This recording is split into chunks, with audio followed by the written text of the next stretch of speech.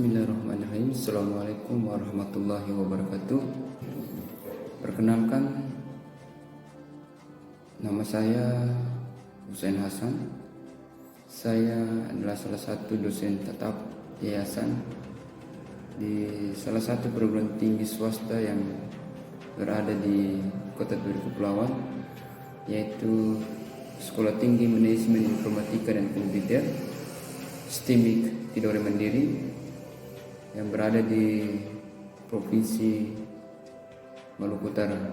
Pada kesempatan ini saya akan menjelaskan salah satu mata kuliah yang nanti diajarkan selama satu semester, yaitu mata kuliah pengantar manajemen. Jadi mata kuliah pengantar manajemen ini adalah mata kuliah dasar di semester 1, dan mata kuliah ini nanti lebih fokusnya kita akan belajar tentang apa itu sesungguhnya manajemen. Jadi mata kuliah ini dibebankan ke mahasiswa pada semester 1 dengan bobot SKS-nya adalah 2 SKS. Untuk capaian pembelajaran ini, yang pertama bahwa capaian pembelajaran lulusan program studi yang dibebankan pada mata kuliah ini, yaitu yang pertama bahwa ketika mahasiswa sudah belajar dan ketika lulus nanti mampu menunjukkan sikap yang bertanggung jawab atas pekerjaan di bidang keahliannya secara mandiri. Kemudian capaian yang berikut adalah menguasai konsep teoritis, metode dan perangkat analisis fungsi manajemen, yaitu mulai dari perencanaan, pelaksanaan, pengarahan dan pemantauan, evaluasi dan pengendalian, dan fungsi organisasi seperti pemasaran, keuangan, investasi dan perbankan pada berbagai jenis organisasi. Yang berikut, mampu menerapkan pemikiran logis, kritis, dan inovatif dalam konteks pengembangan atau implementasi ilmu pengetahuan, terutama di ilmu manajemen yang berkaitan dengan ilmu pengetahuan teknologi yang memperhatikan dan menerapkan nilai humaniora yang sesuai dengan bidang keahliannya. Kemudian capaian selanjutnya yaitu mampu mengambil keputusan secara tepat dalam konteks penyelesaian masalah di bidang keahliannya berdasarkan hasil analisis terhadap informasi dan data yang diperoleh. Kemudian yang berikut, mampu merumuskan fungsi-fungsi manajemen, mulai dari perencanaan, pengorganisasian, penyusunan anggaran, pengarahan, dan pengendalian serta evaluasi pada level operasional di berbagai tipe organisasi. Kemudian yang berikut, mampu berkontribusi dalam penyusunan rencana strategis organisasi dan menyebarkan rencana strategis menjadi rencana operasional organisasi pada level fungsional. Jadi itu merupakan capaian pembelajaran lulusan program studi yang dibebankan pada mata kuliah. Sedangkan untuk capaian pembelajaran mata kuliah, yang pertama adalah mahasiswa diharapkan mampu menjelaskan pengertian dan evolusi teori manajemen. Kemudian yang berikut, mahasiswa mampu memahami pengertian, bentuk, fungsi, dan ciri-ciri perencanaan. Yang berikut, mahasiswa mampu menjelaskan proses pembuatan keputusan secara rasional, permasalahannya, dan pemecahannya. Dan yang terakhir, mampu mengetahui secara cara pengelolaan informasi yang baik. Itulah capaian pembelajaran mata kuliah yang nanti kita capai secara bersama-sama. Kemudian di mata kuliah ini nanti yang kita ajarkan yaitu masalah pengertian dan pengetahuan serta pemahaman dalam mengelola organisasi, dari mulai merencanakan, pengorganisasian, koordinasi, motivasi, kepemimpinan, dan pengawasan, serta menangani konflik dalam organisasi dan penggunaan sistem informasi manajemen. Kemudian yang berikut, materi yang nanti akan diajarkan selama 1 semester ini, ya, karena di dalam pertemuan selama 1 semester itu banyak 14 kali, sehingga di dalam materi pembelajaran itu yang pertama kita akan belajar tentang pengaruh lingkungan dan evolusi teori manajemen. Nah, di dalam sini nanti kita akan lihat lingkungan umum perusahaan, sejarah perkembangan manajemen, dan pendekatan sistem manajemen itu sendiri. Yang kedua, kita akan belajar tentang perencanaan strategis, bagaimana pentingnya suatu perencanaan, kemudian hubungan perencanaan dengan fungsi lainnya, kemudian proses penyusunan perencanaan. Kemudian materi yang ketiga, nanti kita akan belajar tentang pemecahan masalah dan pengambilan keputusan. Yang berikut, materi yang berikut adalah kita akan belajar tentang pembagian kerja dan struktur organisasi, departementalisasi, dan bentuk-bentuk struktur organisasi.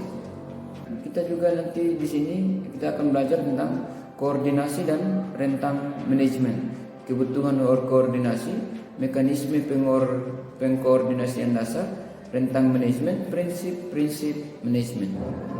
Kemudian materi yang keenam nanti kita akan belajar yaitu pendelegasian wewenang ini, staf dan fungsional, delegasi yang efektif, dan prinsip-prinsip pendelegasian. Kemudian materi yang selanjutnya di pertemuan ke-7 nanti kita akan belajar tentang sentralisasi dan desentralisasi. Yang berikut nanti kita akan belajar juga masalah motivasi, proses motivasi, pendekatan terhadap motivasi, dan teori tentang motivasi. Dan materi selanjutnya yaitu kita akan belajar tentang dinamika konflik dalam organisasi, perubahan pandangan tentang konflik, jenis-jenis konflik, penanggulangan konflik lini dan staf. Kemudian yang berikut kita akan belajar tentang peran dan teknik pengendalian dalam manajemen, jenis-jenis pengendalian, perencanaan sistem pengendalian, dan metode pengendalian anggaran dalam satu organisasi. Kemudian yang terakhir di materi terakhir yaitu tentang sistem informasi manajemen, mengimplementasikan sistem informasi manajemen dengan komputer dan keamanan komputer, kemudian pemakaian komputer oleh pengguna akhir.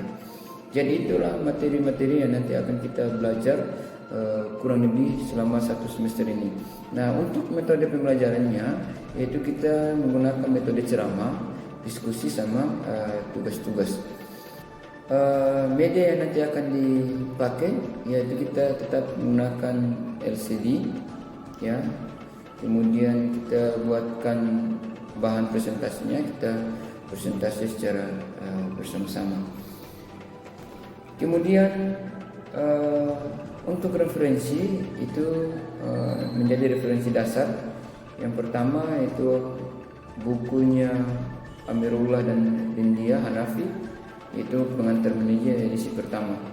Kemudian James Stephen Robin, kemudian ada M.A. Muki, pengantar manajer Gunadarma, ya, penerbitnya dari Gunadarma. Kemudian nanti buku-buku lain yang bersifatnya tidak mengikat.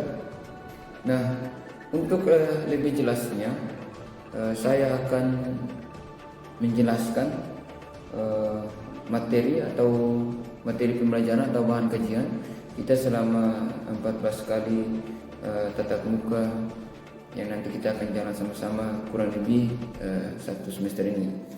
Untuk minggu pertama dan kedua itu kita akan belajar tentang pengaruh lingkungan dan evolusi teori manajemen, lingkungan umum perusahaan, sejarah perkembangan manajemen, dan pendekatan sistem manajemen. Kemudian kemampuan nanti akan kita harapkan nanti yaitu mahasiswa mampu mengenal macam-macam lingkungan organisasi dan pengaruhnya terhadap perusahaan. Kemudian pengertian manajemen, tanggung jawab sosial manajemen, dan etika manajer, serta memahami sejarah manajemen dan perkembangannya, dan teori manajemen dan pendekatan-pendekatan manajemen, ya. Jadi untuk itu kemampuan akhir yang diharapkan dengan metode pembelajaran yang kita pakai adalah bentuknya adalah kuliah tatap muka dengan metode problem basic learning, ya, dan diskusi dalam kelompok. Kemudian di minggu ketiga nanti yang kita belajar adalah perencanaan strategis. Pentingnya suatu perencanaan, hubungan perencanaan dengan fungsi lainnya, dan proses penyusunan perencanaan. Kemudian apa yang kita harapkan dari pertemuan kali ini, ya, di pertemuan minggu ketiga inilah adalah mahasiswa mampu memahami pengertian perencanaan, bentuk perencanaan yang strategis, fungsi perencanaan, dan ciri-ciri perencanaan yang baik. Dengan metode pembelajaran tetap kita bentuk kuliah tatap muka dan metode diskusi dan studi kasus, diskusi kelompok dan studi kasus. Yang berikut adalah di pertemuan minggu keempat kita akan belajar tentang pemecahan masalah dan pengambilan keputusan, macam-macam keputusan manajemen dan tahapan-tahapan dalam pengambilan keputusan. Ya, jadi capaian yang nanti kita harapkan adalah mampu menjelaskan proses pembuatan keputusan rasional dan berbagai permasalahannya serta pemecahannya dengan metode kuliah. Tetap kita masih menggunakan metode tatap muka kuliah dengan metode pembelajaran, diskusi, kemudian latihan soal dan menganalisa masalah. Di pertemuan kelima kita akan belajar tentang pembagian kerja dan struktur organisasi dan departementalisasi, bentuk-bentuk struktur organisasi.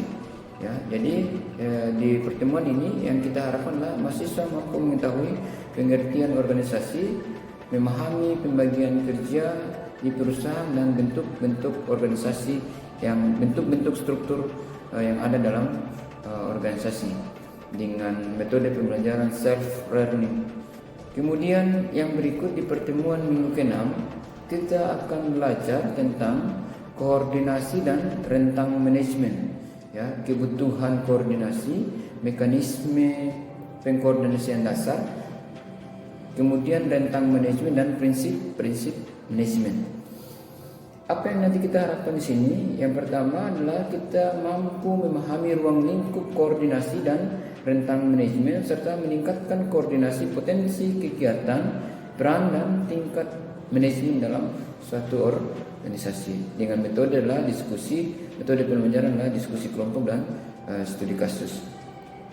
Nah, untuk selanjutnya di pertemuan ke-7 itu kita akan belajar tentang pendelegasian wewenang lini dan staf dan fungsional, delegasi yang efektif, kemudian prinsip-prinsip pendelegasian. Ya, jadi capaian nanti kita harapkan sini yaitu mahasiswa mampu memahami pendelegasian wewenang, jenis pola, manfaat serta pendelegasian yang efektif dengan metode pembelajaran nanti kita belajar yang kita pakai adalah diskusi kelompok. Kemudian di pertemuan minggu ke-8 kita akan belajar tentang sentralisasi dan desentralisasi, faktor-faktor desentralisasi dan keuntungan serta kerugian dari desentralisasi itu sendiri. Ya, dengan apa yang kita harapkan setelah kita belajar sini yaitu mahasiswa mampu memahami tentang sentralisasi dan desentralisasi, keuntungan dan kerugian serta faktor-faktor yang mempengaruhinya. Ya, dengan metode pembelajaran self learning class. Kemudian yang berikut di pertemuan ke-9 nanti kita akan belajar tentang motivasi, proses motivasi, pendekatan terhadap motivasi serta teori dan tentang motivasi. Ya, apa yang diharapkan? Ya, kita mampu memahami tentang pengertian motivasi, proses motivasi, teori motivasi serta mengetahui tentang pengertian kepemimpinan, tipologi, fungsi dan sifat-sifat pemimpin dalam teori kepemimpinan ya di masa depan yang berhubungan dengan motivasi itu sendiri. Ya, metodenya adalah diskusi kelompok. Nah, untuk di pertemuan ke-10 ini, di pertemuan 10 kita akan ujian tengah semester atau mid test. Kemudian di pertemuan minggu ke-11 itu kita akan belajar tentang dinamika konflik dalam organisasi, perubahan pandangan tentang konflik dan jenis-jenis konflik dan penanggulangan konflik lini dan staf dalam organisasi. Ya, capaian yang nanti kita harapkan ya mahasiswa memahami ruang lingkup dinamika konflik dalam organisasi dimulai dari konfliknya terjadi, jenis-jenis konflik dan metode penanganan konflik dalam organisasi. Ya, metode pembelajaran yang kita pakai adalah diskusi kelompok dan studi kasus. Selanjutnya di pertemuan ke-12 minggu ke-12 kita akan belajar tentang peran dan teknik pengendalian dalam manajemen dan jenis-jenis pengendalian serta perancangan sistem pengendalian dan metode pengendalian anggaran.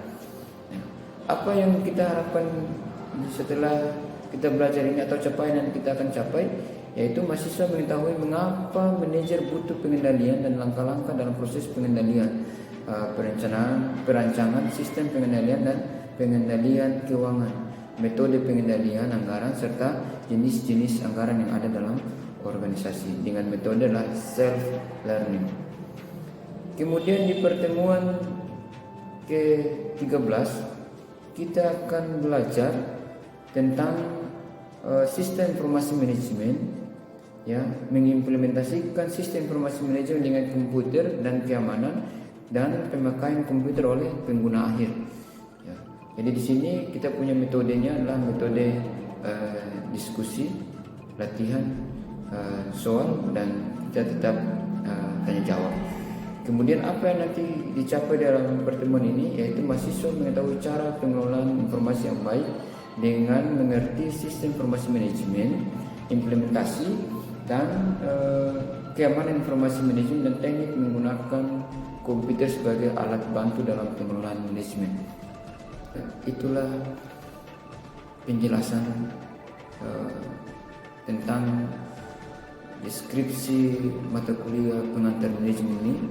Nanti kita sepakati bersama-sama, kurang lebih kita nanti akan kita jalankan selama 1 semester ini, dan ini menjadi dasar kita untuk dalam proses perkuliahan. Saya rasa demikian. Kurang lebihnya saya mohon maaf. Assalamualaikum warahmatullahi wabarakatuh.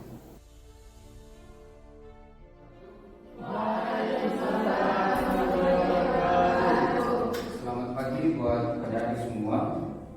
Hari saya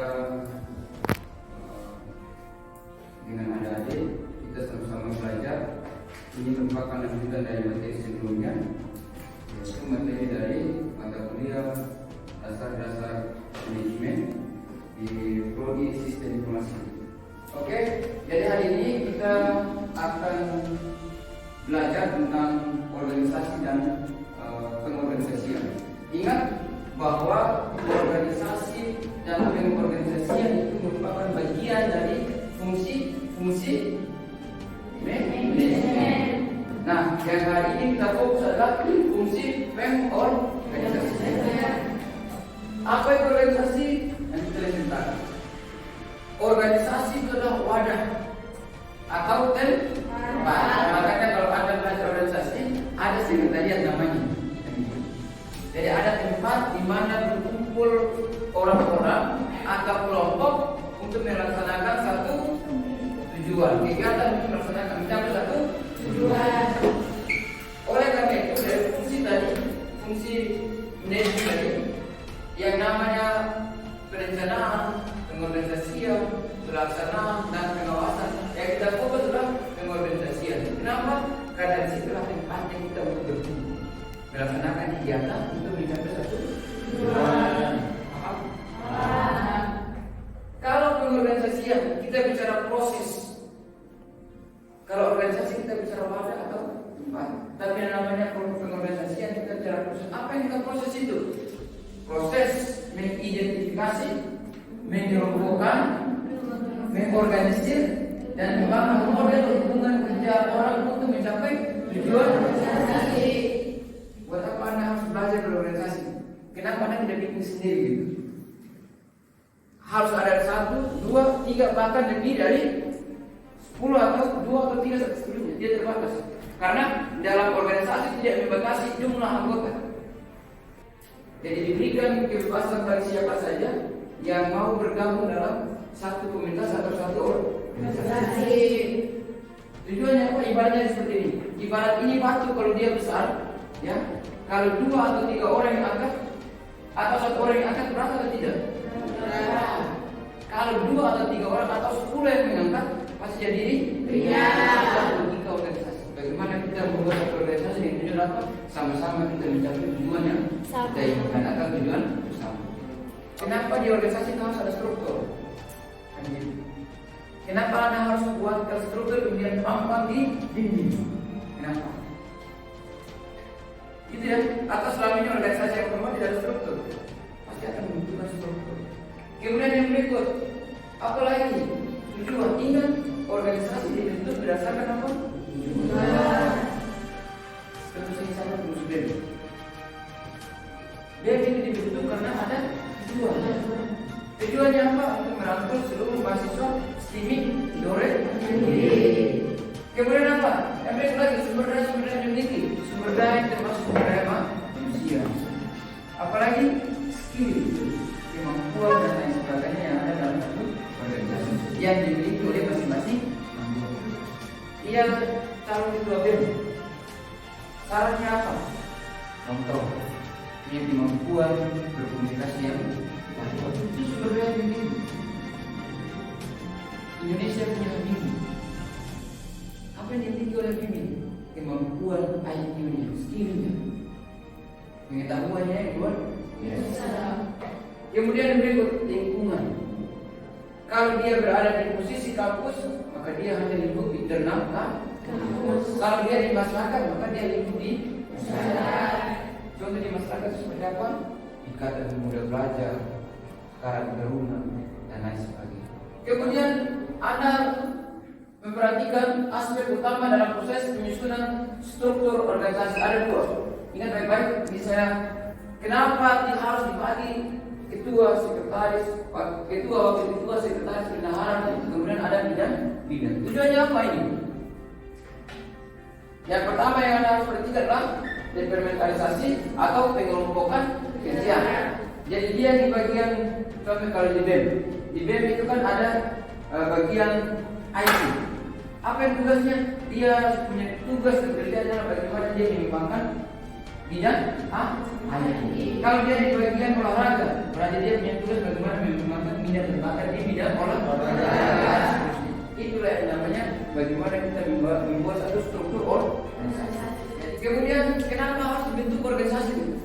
Anda harus tahu di dalam organisasi Anda harus tahu bahwa kalau saya mau masuk dalam satu komunitas, organisasi atau kelompok, apa yang saja tugas yang harus diselesaikan. Contoh ini, BEM dibentuk dengan tujuannya apa? Anda harus pahami bahwa BEM itu dibentuk bagaimana merangkul aktivitas kegiatan di mahasiswa, mulai dari dia punya hobi, minat, dan bakat dan sebagainya. Kemudian siapa yang mengerjakan? Harus tahu. Organisasi dibentuk harus ada unsur men. Men ini bukan permen. Artinya bahwa men adalah unsur manusia. Karena manusia adalah penggerak. Kemudian yang berikut, bagaimana tugas-tugas dikelompokkan? Nah, tugas-tugas dikelompokkan itu makanya dibuat satu struktur dibagi berdasarkan dia punya tugas dan fungsi masing-masing. Kemudian siapa melapor ke siapa? Buat apa Anda jadi anggota? Kenapa Anda tidak harus jadi ketua BEM semua? Kan gitu ya. Makanya di hierarki organisasi itu ada ketua, jenjang mulai dari ketua, wakil ketua, sekretaris, bendahara, bidang 1, bidang 2, bidang 3 dan tergantung dari kebutuhan organisasi. Sehingga dalam hierarki pelaporan ini siapa melapor ke siapa itu jelas. Jadi ada yang akan kenali di antara ketua sampai pada tingkat bawah. Anda perhatikan di struktur itu. Ada garis lurus, ada garis putus. Garis putus itu bukan maksudnya kita harus kemudian putus, tidak. Ada makna di situ. Garis lurus sama garis putus. Kemudian yang berikut, di mana keputusan harus dibuat. Ingat di organisasi itu ada asas yang kemudian dipakai. Kemudian ada dasar, anggaran dasar dan anggaran utama yang mengatur bagaimana kita mengambil satu keputusan. Apakah musyawarah mufakat ataukah voting? Biasa dipilih seperti itu. Di organisasi yang tadi saya sampaikan bahwa sumber daya yang dimiliki organisasi itu apa saja? Manusia. Kenapa manusia? Karena manusia adalah penggerak. Paham? Dia yang menjalankan organisasi. Kemudian yang berikut, waktu, time, waktu itu sangat dibutuhkan sekali. Ya, ingat, 1 menit itu 1 jam. Makanya ada peribahasa dia bilang bahwa time is waktu lah. Sedetik kita lewati tidak bisa kita kembalikan lagi. Jadi waktu tetap hanya jadi ketika kita lewati 1 menit maka hanya sudah. Apalagi kita lewati dengan berjam-jam, berhari-hari, berminggu, berbulan-bulan sampai bertahun. Makanya di agama dia bilang waktu itulah emas. Oke, kemudian berikut tanah. Ada uang abang sayang, begitu. Tidak ada uang abang sayang. Organisasi pun demikian. Ya, jadi organisasi itu berjalan atau tidak tergantung dari salah satunya adalah uang. Mana yang disediakan. LSM terbentuk ada uang. Organisasi contoh kayak Ikatan Pemuda Pelajar di kampung-kampung pasti akan dibutuhkan dana. Buat kemudian berikut relasi. Relasi sama yang kita membangun kerja sama hubungan dengan sesama anggota maupun dengan orang lain atau organisasi dengan organisasi yang lain.